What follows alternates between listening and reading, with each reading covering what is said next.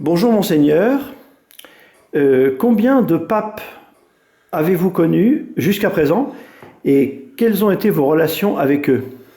Alors, j'ai connu 8 papes, depuis le pape Pie XI dans mon enfance, ensuite Pie XII et tous ceux qui ont suivi.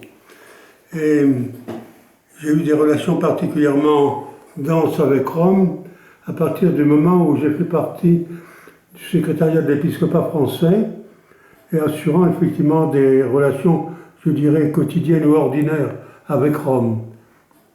Avec le pape, c'est surtout après, à partir du pape Jean-Paul II, parce que c'était la situation de la Pologne que vous savez, et il y avait à ce moment-là des relations d'aide de la France à la Pologne.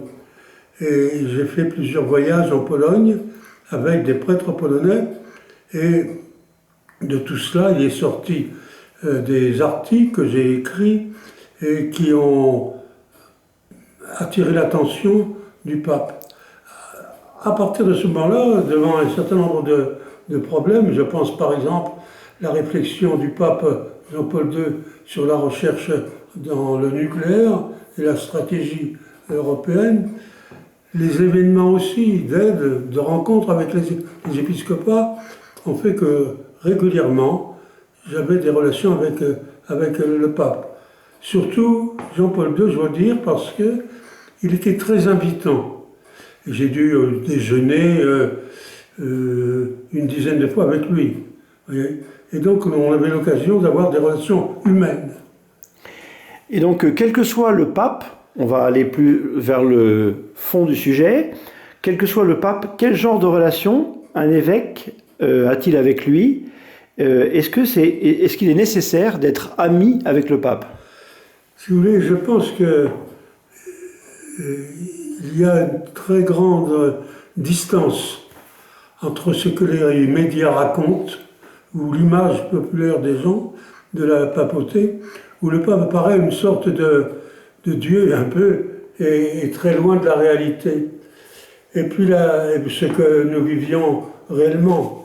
Je me souviens quand il y a eu des difficultés à propos de la catéchèse, pierre vivante, eh bien, Monseigneur Vulnet, qui était président de la conférence épiscopale, et moi-même qui l'accompagnais, nous avons été reçus à Castel Gandolfo par le pape. Il y avait le pape et nous deux. Et donc, pendant un repas, pendant 2 heures, nous avons expliqué les tenants et aboutissants de cette affaire. Et donc, cette confiance, ce caractère direct que nous connaissions est fondamental. Je me souviens aussi, dans la voiture qui nous conduisait de Reims à l'aéroport, j'étais tout seul avec le pape et j'essayais de causer un peu, il était très fatigué. Et puis j'ai dit, très Saint-Père, nous allons nous voir bientôt parce qu'il y a des visites à Climina. Il m'a répondu, vous venez en pèlerinage, non pas pour faire des rapports au pape. Et c'est, je crois, très important de comprendre que ce qui désigne le ministère du pape, c'est le non négociable sur le plan humain. C'est cette relation à Dieu, cette spiritualité. Autrement, on tombe dans les problèmes de cour romaine et que racontent ce qu'on appelle les vaticanistes. Et alors, en tant que vous êtes successeur des apôtres, vous aussi, Oui. Et donc pouvez-vous nous aider à comprendre comment on fait pour gouverner en tant qu'ecclésiastique? Pouvez-vous nous faire comprendre comment le pape ou l'évêque lui-même considère les choses et comment on peut avoir une juste relation avec l'évêque et puis l'évêque de Rome? Alors, si vous voulez, d'abord, il y a la réalité dans laquelle nous sommes. Je viens de parler de la catéchèse.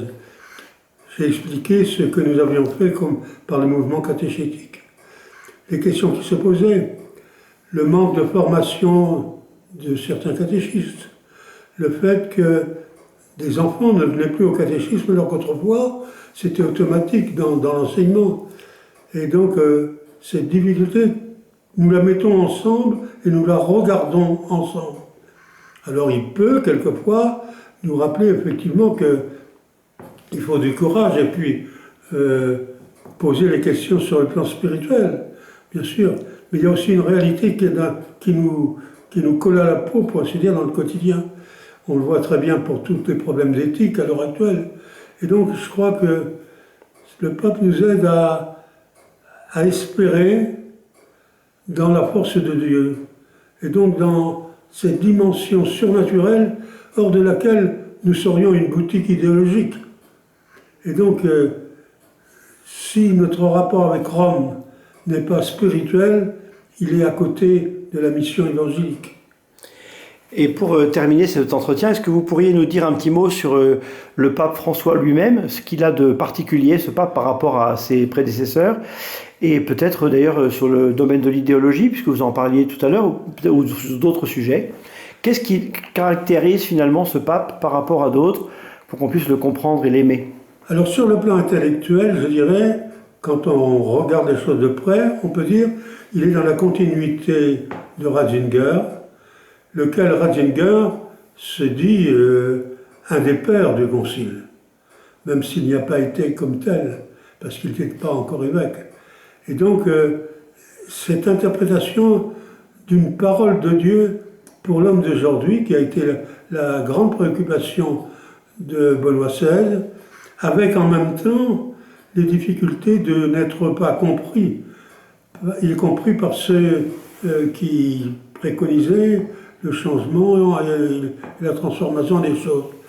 Et donc, je pense qu'il y a cette responsabilité pastorale, universelle, qui nous sort peut-être de nos questions franco-françaises.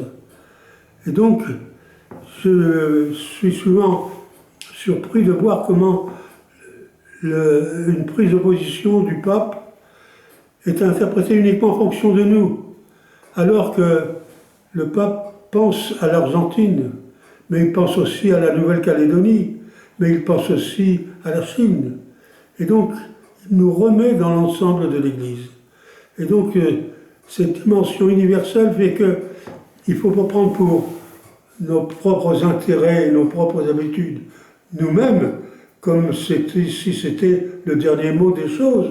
Il y a aussi cette communion, quand on pense par exemple au ministère presbytéral en Afrique, etc., cette communion et cette ouverture que représente le pape.